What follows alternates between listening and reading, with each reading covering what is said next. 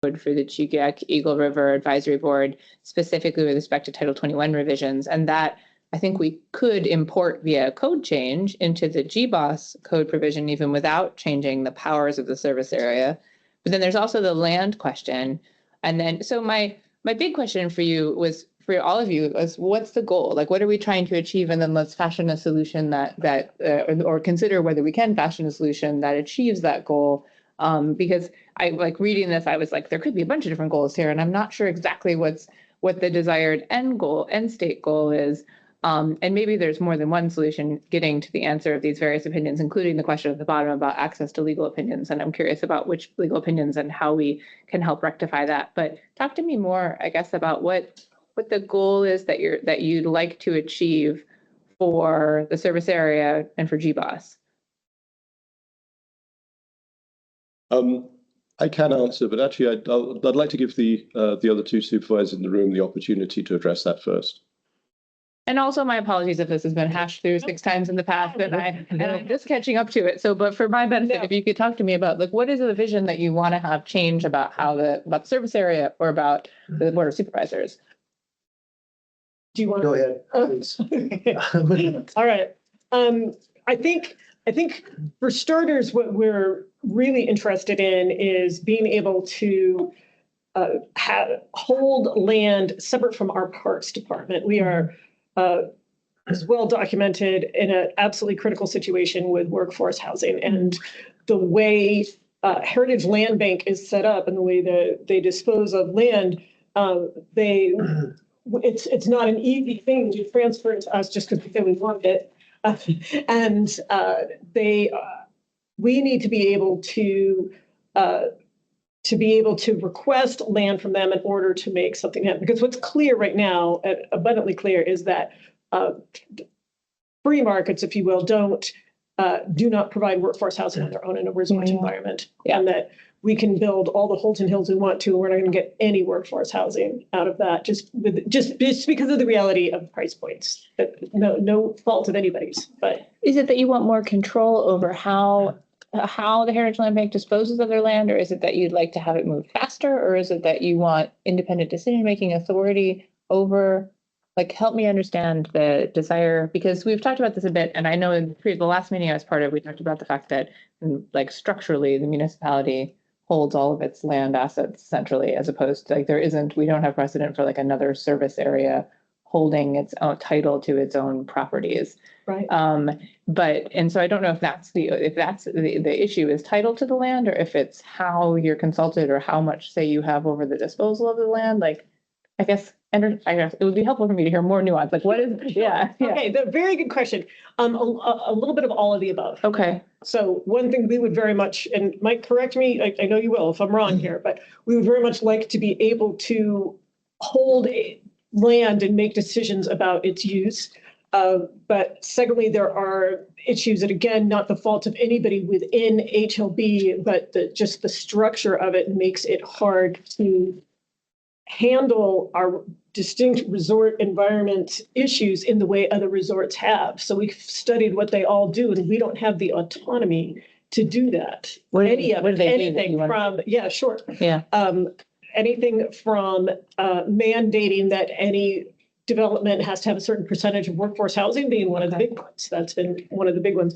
Farther down on the list here, we have the STR question and what kind of how to proceed forward with that. I think that one's actually an easier question to handle, but that just managing our STRs, it's pretty clear, is not going to all of a sudden develop affordable workforce housing. So that is a tiny puzzle piece, but I don't kind of want to just get distracted on that. Would you have anything to add? I would agree with the 2 points that you made about having the autonomy to be able to work with the STRs and be able to have a little more autonomy. Okay. On that. And did I get that about right? Yeah, I think that's exactly right. It's about I think we have to accept that within a unified municipality we are not a decision-making body. In most cases, the assembly is, and that is fine. But we're not in a position in many cases to even do the same as other municipal departments or other staff can do. we can't even, bring things to the assembly in many cases in the way other municipal departments can, which touches a little bit on the Title 21 text amendment. So in terms specifically of land, I don't think we are not asking for our own title. I think what we're asking for is the ability to manage the land within the policies of general real estate, but not be restricted by the policies of HLB specifically. So we would not want the power to dispose the land ourselves. We would still go through the public lands process, but we would want the power to be able to set up structures which work for this community. And as Jennifer said, I spent a lot of time talking to other resort and gateway communities across the Mountain West. And with one exception, every single one is its own municipality, its own city. It often has dealings with boroughs or with counties, which is somewhat similar to the distinct priorities of Anchorage as a municipality versus Girdwood. But there is both distinct authority in most of those communities, and at least I wouldn't say a high degree of respect, but a higher degree of maybe sort of soft deference to decisions which are made within that community. And we do not hear that very often. I mean, we do from time to time, but we often hear the opposite of decisions are made at the municipal level, and we are a voice, but we're no bigger a voice than anywhere else when it comes to things specifically in this community. There are probably some examples within the comprehensive plan, which we could go into more details if you want specific examples, but I don't think we follow that. Oh, sorry. Don't let me interrupt. Yeah, no, that's fine. So I guess the elephant in the room is that in any more rational structure, Girdwood would be its own city within a borough of Anchorage. That is obviously not an option under the current statutory process. The question is, within a unified municipality, how much semi-autonomy or how much guidance can individual communities such as Girdwood really have? And we're finding we're both generally not enough, and sometimes this boundary is very inconsistent and difficult to read. Are there examples? I know you've said that you'd like to have as much input as other municipal departments. Are there examples that you're specifically thinking of other than the Eagle River Advisory Board example? And I'm listening to you as I pull up my computer. I'm actually just looking at that language in Title 4, because I pulled it up before this meeting to think about how that power is specifically delineated in Title 21 proceedings, and whether we could just import that language into the GBOS code, if that's a specific example that speaks to the issue that you're highlighting. But it feels like it might be a little broader than that. Are there other examples where you're feeling like this department has the opportunity to weigh in a specific way, or is directing this in a specific way, that the Girdwood Valley Service Area is not being able to weigh in the same way? Like, are there other examples that could help me think about what it is that you want to make sure? I think I can give an example. I could give an example. Sorry, if somebody else wants to speak, apologies, I can't necessarily read the room. No, that's okay. Please do give your example. I mean, one springs to mind for me, but I would imagine you're right there with it. So how about I let you introduce this one, because you're at the center of it. See. I didn't quite catch all of that. I will answer your question though, Becky. I think parks is an example of where, when there is municipal land run by parks, they typically are driving a discussion, will come up with a plan, will come up with an intended use, and then other departments are kind of helping execute that. Mm-hmm. We've not been treated, and we're not able, for a variety of reasons, we haven't been able to do that. We haven't been able to come forward with a plan and say, this is what we want done, specifically when it comes to land, but there are probably some other examples as well, and then have the municipality sort of help execute that. What is more typical is we will come forward with a plan, and it will be treated as if it was maybe community council or some external body making this request, and then it has to be led by and directed by another municipal department. And again, I have great respect for everyone in that room, and I've worked with all of you, nearly all of you, and I know you do very, very good work. It's just that tends to somewhat dilute sometimes the purposes of what we're trying to do, and what we'll often end up with is, at least in the discussions, not necessarily what we're aiming for. And there aren't a large number of examples, but there are a few examples like this. And as we're going forward, particularly as we hopefully get our comprehensive plan approved, and then there's a lot of work that comes on from that, I'm trying to be a little preemptive so we're not stuck in this problem of not being able to sort of at least direct and guide this work.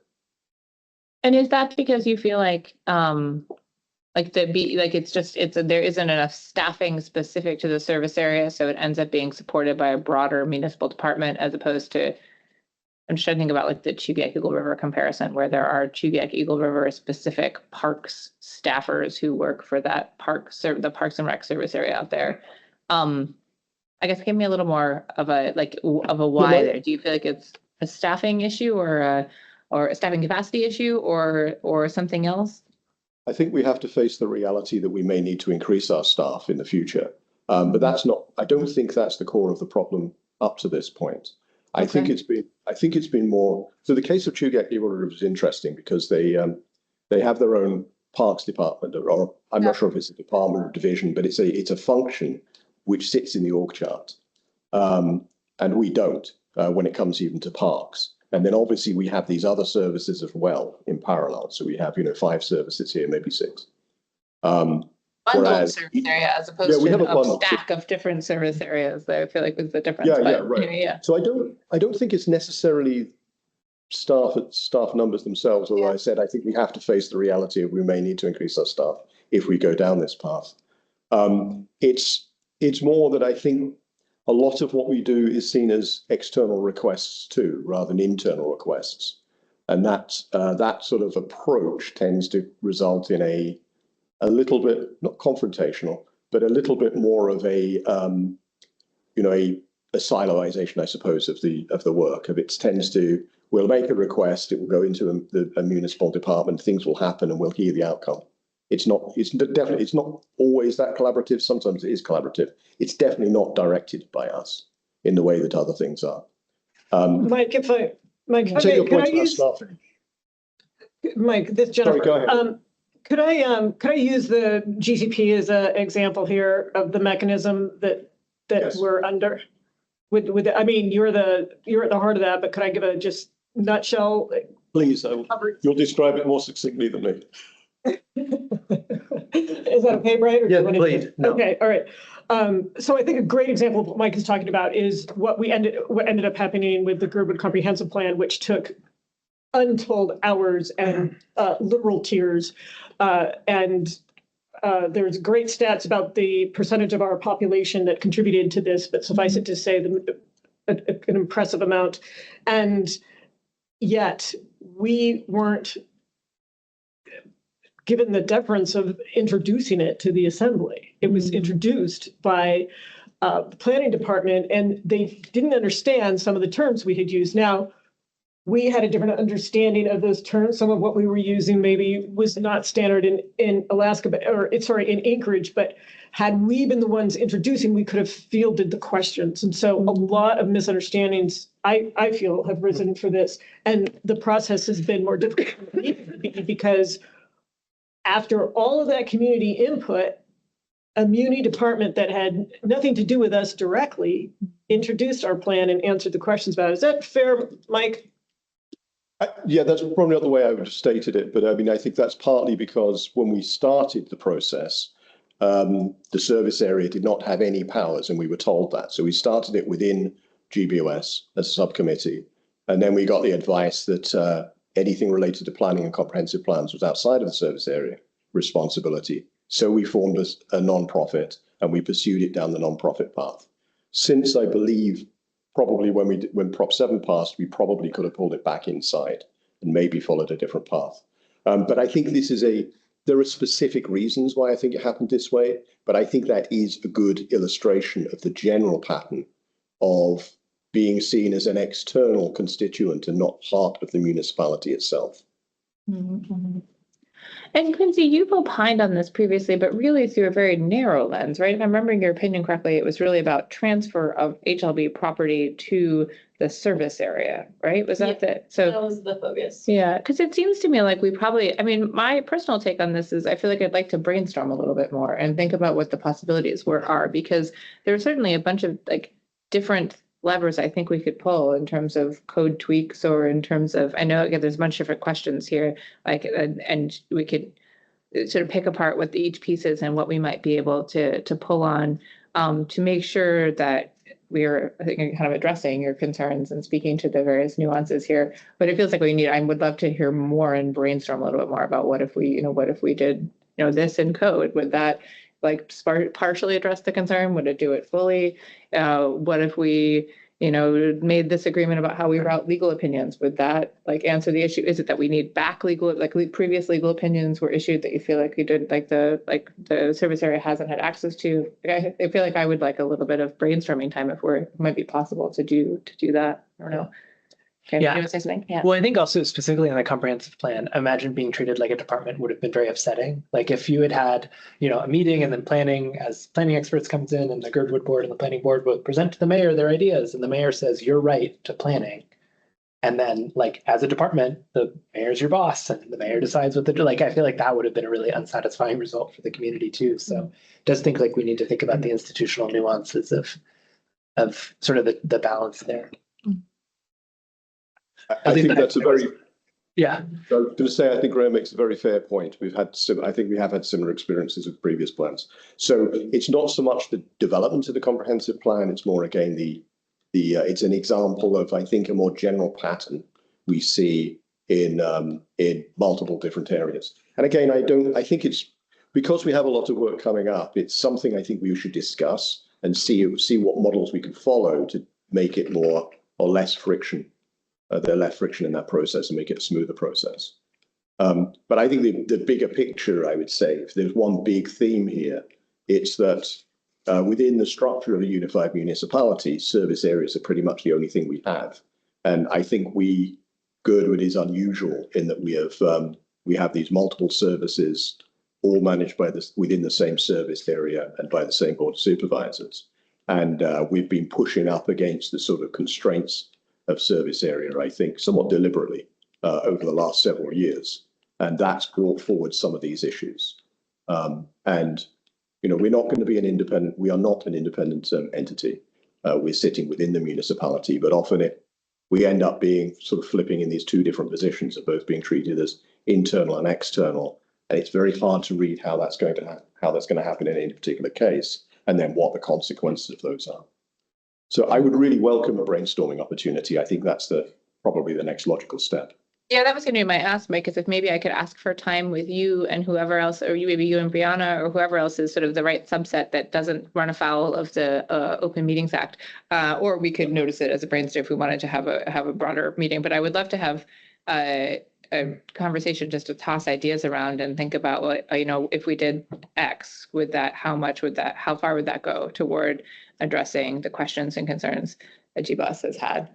Yeah. So if I may add, I'm kind of new to the process here and whatnot, but one of the things that I've noticed is, the friction that we're talking about, and you can manage friction through collaboration. Mm-hmm. One of the departments that we have had traditionally a lot of friction with in the past was HLB department. Mm-hmm. And we managed to get Girdwood representation on HLB, and it's helped kind of create a better communication and a better, it's always been challenging and it always will be challenging, but we've got Girdwood people on HLB.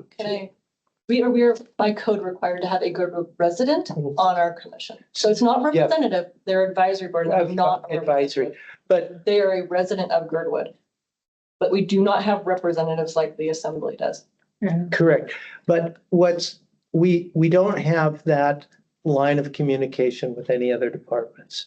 So for instance, planning and zoning the commission is made up of appointees.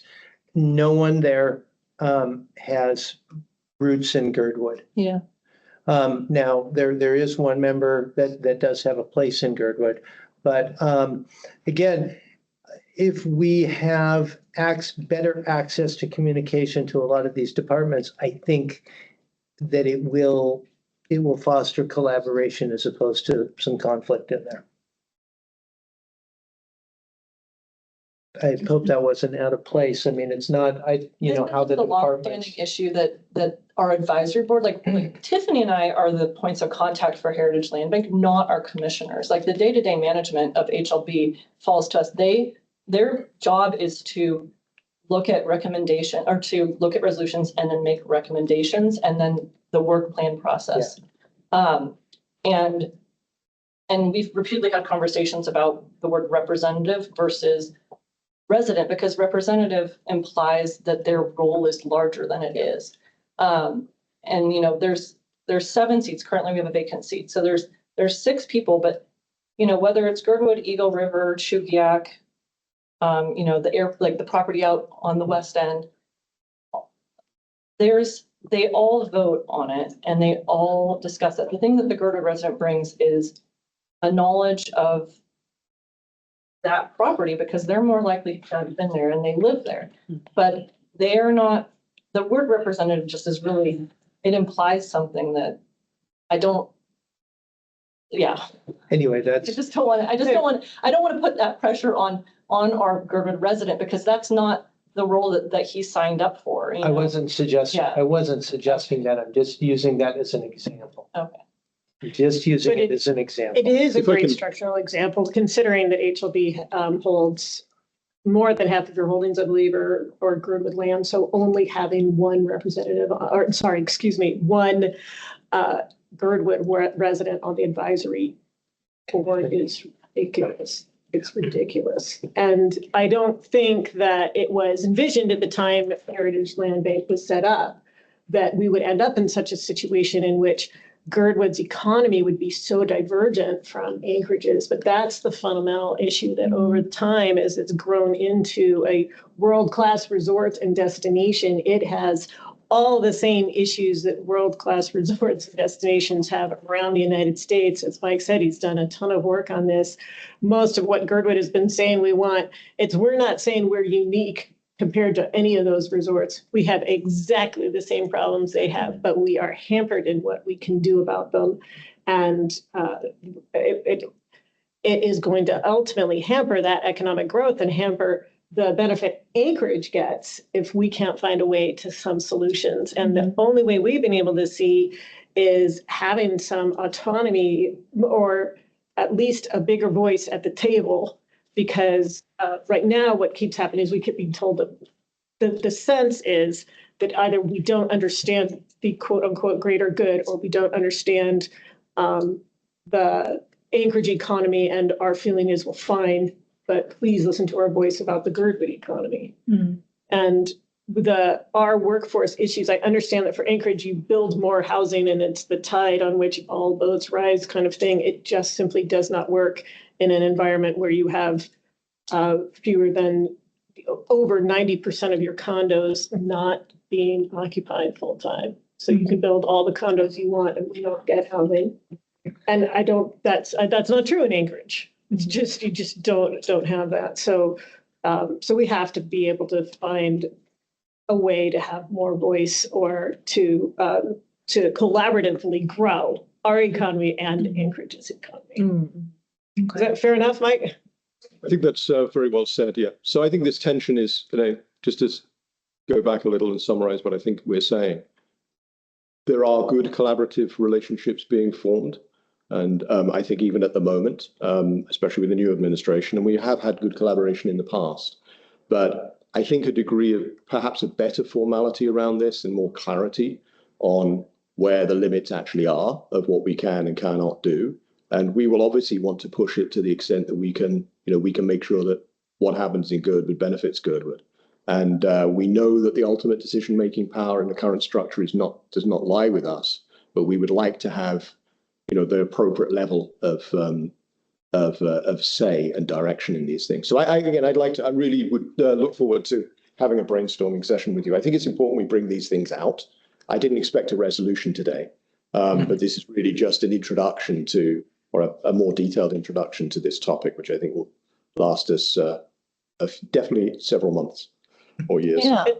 So, Mike, sorry, go on. one more time. Sorry, Mike, if I may, I think we could also recommend a work session would be great on this. I mean, I think that the more brains we could involve in the brainstorming, especially given Brian's expertise with the trails and all the time you've spent with the trails plan, and both you and Brianna, and then I've certainly been involved with land use. So anyway, I was just thinking a brainstorming session through a work session might be a great way to do this. I think both is the right way to approach this. I think there are advantages in both models, so we should do both.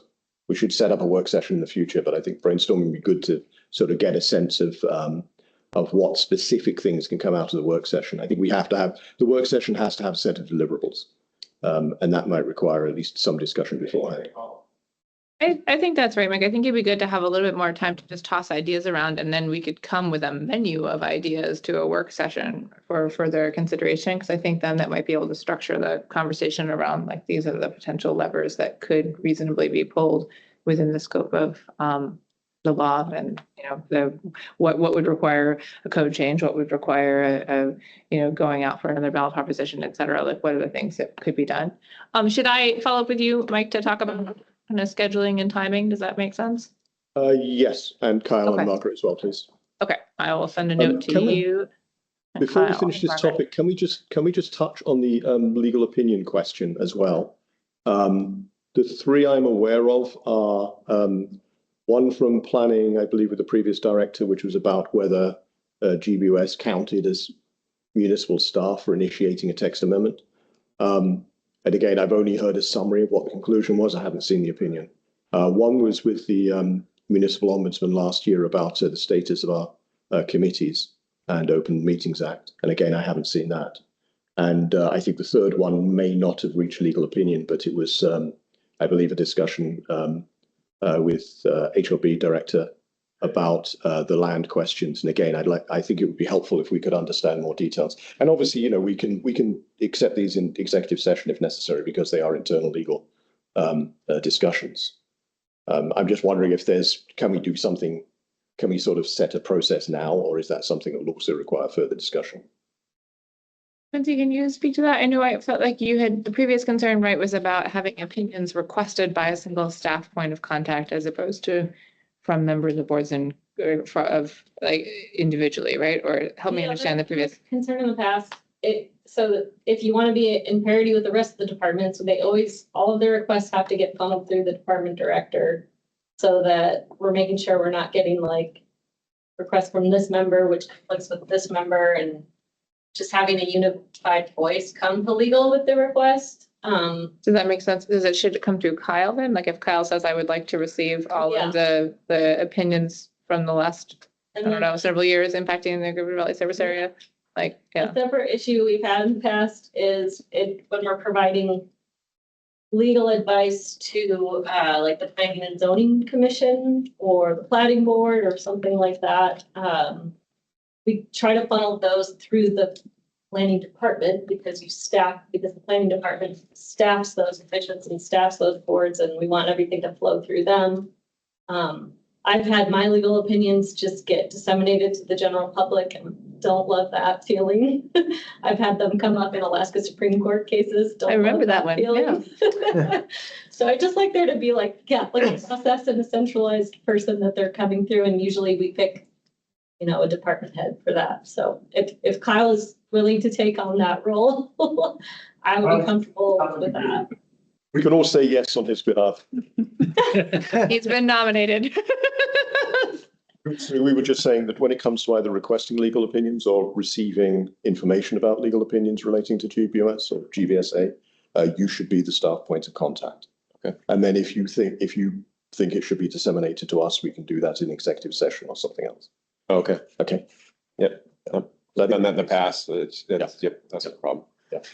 Thank you. I think we had some clarity on requesting decisions. I think we still were struggling with receiving information from other requests, which is the second part, but I think you just addressed that. So thank you.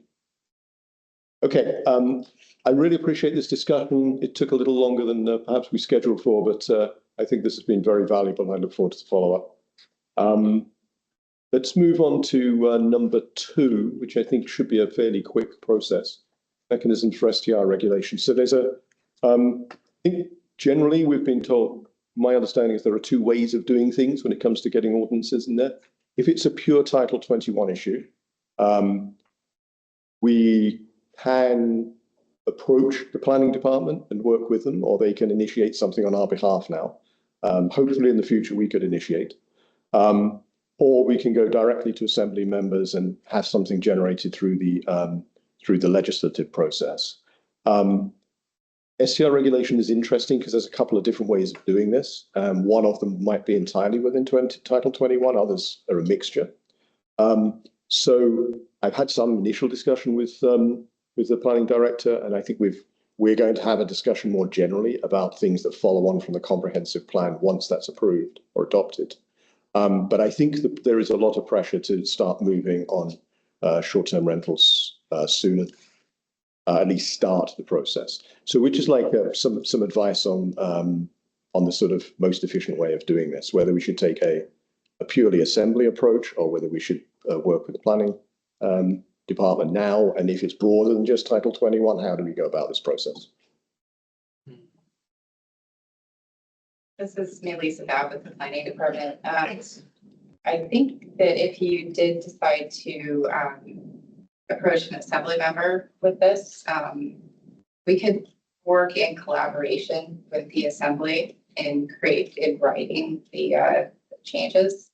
If we were to do it entirely within the department, we would just need to run it by the mayor to get the mayor's sign off on sponsoring the AO, but I would be open to either approach.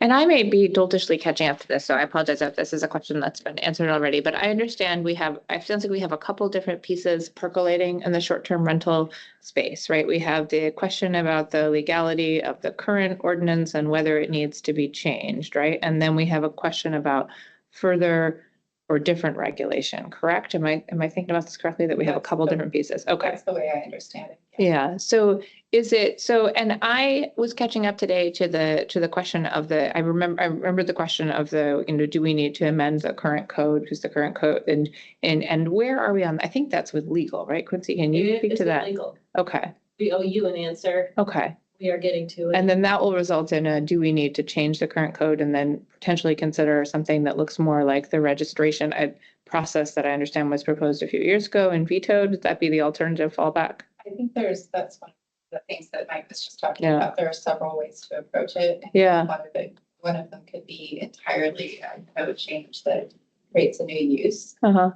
It could be licensing.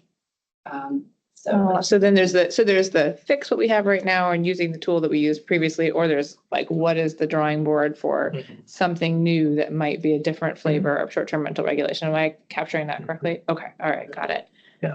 And I'll share, this has been a priority for us. Caitlin's been digging into it. So it is something, we're big, so eager. I know that this is an issue that's especially important to Girdwood. So one option is to just have conversations with Caitlin and Nolan and I, and for you all to help inform us about what issues you're trying to solve and how you'd like to try to solve them. So there's obviously more or less formal ways of approaching assembly members and doing so as a whole board versus as individuals, but we're certainly available and interested in hearing from you all. So I feel like that basically is an offer from the mayor's office to brainstorm and think about what changes like the mayor's office might want to help propose as well. Yeah. Yeah. Okay. Yeah. So that's one route. So I think we were saying, would you prefer that, or do you want it before they go to the assembly, or do you want to do you want to touch base with the mayor, or feel like there's a question that Mike's raising of does this come from the administration or does this come from an assembly member? And if the mayor is interested, then it could be.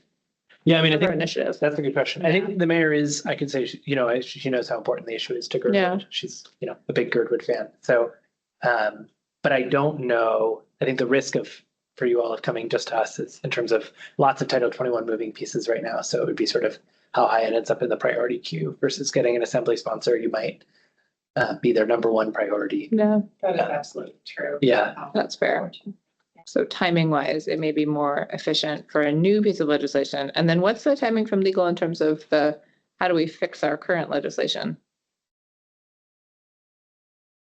I know this isn't you directly, so I'm asking you to discern how quickly will Allison write me an opinion. Right on the spot. Well, it is written. It's written. Okay. Yes, it is just not ready for. Not ready for public consumption yet. So that sounds like a sooner rather than later. Yeah. Okay. So it seems like we have two work streams. One is you think in the next 2 weeks? Sure, let's give Okay. us a 2-week deadline. Okay, so legal, Yeah. 2 weeks, and then the next step from there is if that. And are you guys interested in stacking both of these solutions? I mean, I assume that we would want to, if the opinion from legal is what we have in there right now is not enforceable and we need to change it. We'll want to correct the code at the very least as one piece, plus potentially whatever else is desired. Yeah. Is this Title 7, the taxation of power, or whichever title it is for taxation? Is that the thing you're talking about, Becky? Yeah, I'm talking about the requirement to the use of the taxation power to be the lever for getting the zip code information about where their Airbnb rentals are located, is my understanding. And correct me if I'm wrong. That's not No. what I was talking. Oh, what are you talking about? Well, it might not be zip codes, but Oh, the challenge is that Airbnb believes that we're not allowed to collect unrelated data when we collect the taxes. Oh, we have that opinion too. okay. In the works. Sorry, I thought you were talking about something else. What's the other opinion that we're reading These on? are So the- maybe we have multiple work streams here. Yeah, it was just about where do short-term rentals live in Title 21? Oh, Oh, okay. that's a different question. Yes, yes. Okay, so we That's have three that's work another streams. background question. But I do believe So- they're both written. Okay, so we have one of the tax code data collection, which might require a fix. And then we have two, which is where do short-term rentals live in Title How does 21? Title 21 regulate short-term rentals? Okay. I think is- And are those both preconditions to the next big question, which is what is the desired bigger picture kind of solution, AO proposal that goes to an assembly member? Is that how you, Mike, do you guys feel like those are two pieces you need to have in place before you can think about what you are interested in potentially proposing as an additional structure? I can Yeah. speak from my perspective. I think the question about where STRs stand in Title 21, that is a useful piece of information. I think we can go ahead and propose something which has clarification anyway. I don't think that's conditional. I think the other part about taxation, one of the official positions GBOS has taken is that again, looking at other communities, the first thing that happens is when room tax comes from short-term rental, it is used as a funding source to deal with the consequences on local housing of the explosion of short-term rentals. So we have approximately a quarter of our housing now is involved in short-term rentals. I think it was 16, 17% when we put together the data for 2 years ago for the comprehensive plan. So it's jumped to almost 25 now. So we are seeing a huge increase in that. And one of our official positions is that the taxes which are raised by short-term rentals within the community of Girdwood should be allocated towards addressing housing within Girdwood. That would require the taxation to be, even if we just change the place in which that taxation is put, that would require information about where the taxes are being raised. So I have a disagreement that the municipality is asking for information which is not related to taxation, because if you want to direct the taxation, you would need at least zip code information. Mm-hmm. So that's kind of an aside. But I think I think one of the frustrations here is we were almost ready to propose short-term regulations for Girdwood about 3 years ago. And I know that assembly members were working on something municipal-wide. So we've been put off time after time after time. And I think we're several years behind the curve. We should have done this a few years ago. And I Is think there a it does- draft somewhere? Is there a draft that lives Well, somewhere that was proposed 3 years yes. ago? There are. we have current. There is a framework from 3 years ago. There's a draft for part of it. And then one of the models is to use the attempt from last year as a framework with some Title 21 changes. So there's a couple of proposals bouncing around depending on what strategy we want to use. So we could just sort of, make them available and just go full speed. Do you have those? And Graham, it feels like if not, it would be useful to Yeah. at least catch us all up to where the various We can share proposals them. have been in the past. That would be great, Mike. Thank you, because I have something in hand from September of 2022, which is probably not the most up-to-date version. I'm sorry, I missed it. I missed your comment. Oh, I was just saying, if you wouldn't mind sharing those, whatever your most recent draft is, I would really appreciate it. Yeah, it's not in the form of a draft to an ordinance, it's in the form of a general framework and some parameters around that, but yes. I have one in hand from September of 2022. Yes, so it's more recent than that. That was one of the attempts when we were working on the first from about 3 years ago, or 2.5 years ago in that case. Okay, so is it appropriate, are you guys, for the two of you to be point for working on this section of kind of, Yeah. And it might be Nolan when he's back, but perfect, we'll okay. include Caitlin too. So yeah, Mike, for now, if you can send the history to Melissa and Graham, they can help carry forward, We can set up. a yeah, meeting. next steps and set up a meeting to talk about next steps. Okay, We've got a number of details as well that the Housing and Economic Development Group Committee have put together. I'll share those as well. Make sure that's all with you. perfect. Okay. Quincy, did you have? Sorry, Mike, can I ask a clarifying question since I'm the only one from legal here? I just want to make sure that if I have to deliver a message that I'm clear on what the ask is from our department, just in case someone isn't already working on it. Is it to have both of those opinions completed and What is also the question? circulated? Related to taxation. I thought the question was whether the taxation power allowed us to impose this data gathering. Oh, okay. But thought I we've don't, already but this was already, yeah, I thought you guys already drafted an opinion on this point and said, And no, gave it can't, but, Yes. okay. I think But I would like, can I just, sorry, Quincy, I'd just like to add one point here. I said we as a body have already effectively taken a position that we, because we have an outside, we probably have a quarter of all short-term rentals revenue is coming, 20 to 25% of revenue for the whole muni is coming through Girdwood.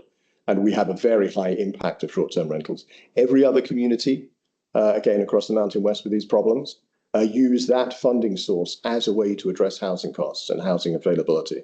So we have taken the position that we think that some of that, the money which is raised in Girdwood, the amount that's available to use that isn't going to convention centre, etc., could become a funding source to address housing problems within this community. So we've already taken that formal position. And therefore, I think the argument that there is no nexus between asking for geographic distribution information from the platforms and our taxation power, there's at least that one nuance in which I think there is a nexus. And I don't know if that's been part of the consideration by legal. Yeah. Okay, So maybe legal can answer that, whether that fact changes the analysis. got it. And then, Mike, I will share though also from maybe a policy standpoint, I think what we've heard, at least from Airbnb, is that they are happy to share this data. They just don't want to do it through the tax authority. And so maybe there's a win-win here where, maybe they're even comfortable with the regulation that was proposed by the Assembly and vetoed by Mayor Bronson. They may be comfortable with a different way of delivering the same information. So there may be a way to have a win-win that doesn't end up being a zero-sum competition here. So are you saying that, if I could ask a clarifying question, are you saying that there might be a way to get a number for the amount of taxes being paid by Girdwood Airbnb, Girdwood-based vacation rental properties? Or that we would collect the data about where Airbnbs and other short-term rentals are through a different authority than the tax authority. Okay. And which could potentially look like the regulatory framework that the Assembly proposed that Mayor Bronson vetoed. That Airbnb at least told us that that was one avenue that they'd be comfortable with. So it's not to say we have to go down that path, but they're comfortable with sharing the information. They just don't want to do it in the specific way. So rather than having a fight over this one specific thing, let's get the information in a way that makes sense for everyone. Could be a good win-win. So it sounds like taking this halfway step of asking for the information actually isn't successful, and we should go the full way and put regulations in place. That's what it sounds like to me. Potentially. It seems like that might be something they're more comfortable with. But again, that's a more process we have to typical go path. through. Yeah. I think at the sake of time, I really would like to get to the last topic as well. If I think we have steps forward on the short-term rental.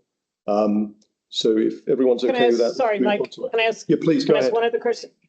Sorry, Mike, I do understand the need to move on, but I just want to ask, I guess I want to ask if there's anything Girdwood can do at this point, because this has been a top priority for, 7 years. So we're really frustrated with the kind of the lack of progress on this. And as Mike said, we were waiting for what we thought was going to come through with Randy's proposal, and then it didn't. And so, Assemblymember Schultz's proposal. So the reason I wanted to make sure that this was on the agenda is can we do anything right now? Now, it sounds like the thing we can do is get our drafts and ideas. It's, as Mike said, it's not exactly formal, but Girdwood's been talking about this for a long time. We have it fairly well laid out. I think the Girdwood Housing and Economic Committee can kind of formalize anything that needs to be formalized. But other than that, what can we do? Well, I think we should have a meeting. Melissa and I should have a meeting with anyone from Girdwood who's really interested in telling us about how the short-term rental market is impacting you and what solutions you see. Okay. So we can identify the problem and then identify potential solutions. But really, I think probably most focus on the problem statement, so that because it seems like there's many possible solutions that we could get to. Okay, thank you. Okay, Sorry, Mike. Mike, carry us That's fine. forward. Thank you. Thank you very much. That was a useful addition. Point 3, HLB topics. Actually, Kyle, can you take the levies one first, the California Creek one? That might be the quicker. So I think where we left was in the seek of funding for California Creek. We have an active erosion on a levee behind Town Square, and within municipal property, it was actually state or school property. And I met earlier this year with Tiffany and Shay from operations, and we looked at the erosion out there, and our next step was to get basically engineering done to make repairs so we can move forward for construction and permitting.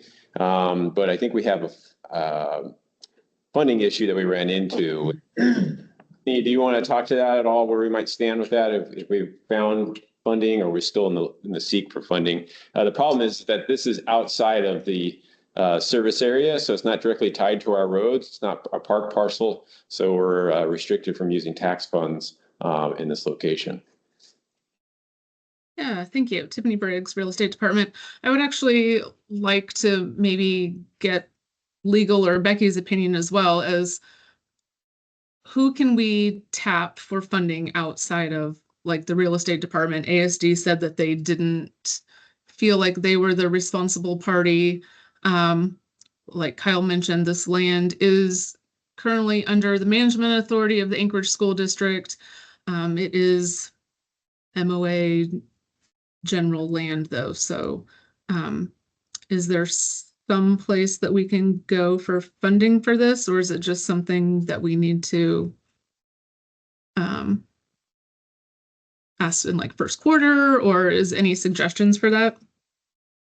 I think I want to take it offline and learn a little bit more. I mean, I feel like we always we're kind of, operating capital, and then the Hail Mary of, do we ask for some kind of state funding or something, or do we get some kind of outside funding source to address things? But I might want to have more background before I say anything conclusive. Yeah, absolutely. I can. And also understand what the tenor and background of the ASD conversations have been, and who they had with, and what their position was. Yep. And this is something Senator Murkowski's office has also been engaged in. Is that right? Different levy, but Different levy. Okay.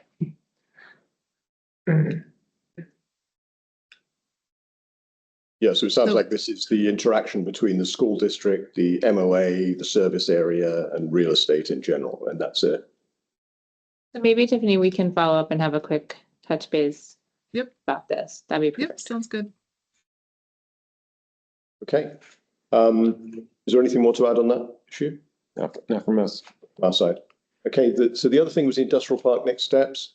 I know this is in the work plan, and I think we supported the language in the work plan. We just want to bring up and make sure that HLB is not waiting on us. And if you are, what we should be doing next, if there's any next steps we can move forward on. So either Tiffany, if you want to take this, or I think Kyle has some thoughts as well, maybe. Oh, well, I'll let Kyle go first. And I might be wrong here. I thought I had sent an email to you and Brianna, but I think this is a thing that we need to bring back front and center because we are waiting on GBOS to give an opinion about the preferred options and then the preferred option that HLB presented to the board. And we're hoping that the board can take some time in the near future to get that figured out.